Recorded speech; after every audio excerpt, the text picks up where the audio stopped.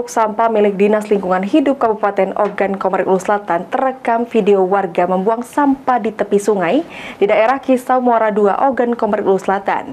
Video ini akhirnya viral di media sosial.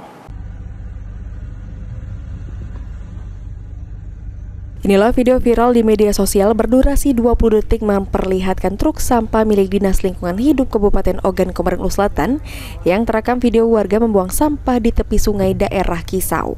Berdasarkan pantauan tim peliputan PAL TV, terlihat di lapangan terdapat beberapa titik tumpukan sampah yang menggunung di tepi kanan dan kiri sungai. Tumpukan sampah ini menimbulkan bau busuk dan merusak pemandangan mata.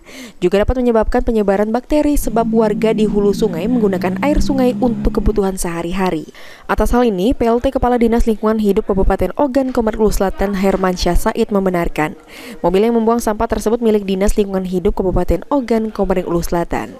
Untuk menindaklanjuti video yang beredar di media sosial itu, Kepala Dinas Lingkungan Hidup telah memanggil supir truk atau petugas yang bersangkutan untuk dikonfirmasi tentang kebenaran video tersebut.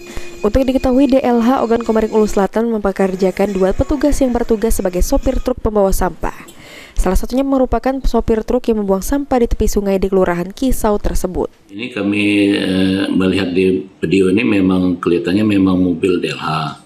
Namun kami sekarang lagi memanggil yang sopirnya yang patut diduga yang mengendarai mobil tersebut. Nah, beliau sekarang masih dalam perjalanan ke kantor.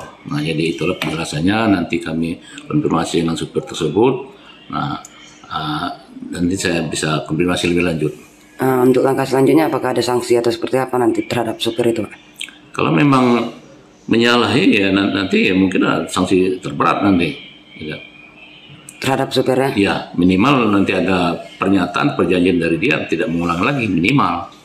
Ya, bisa sanksi terberat dia dan bisa diberhentikan nanti. Sri Fitriana, PAL TV.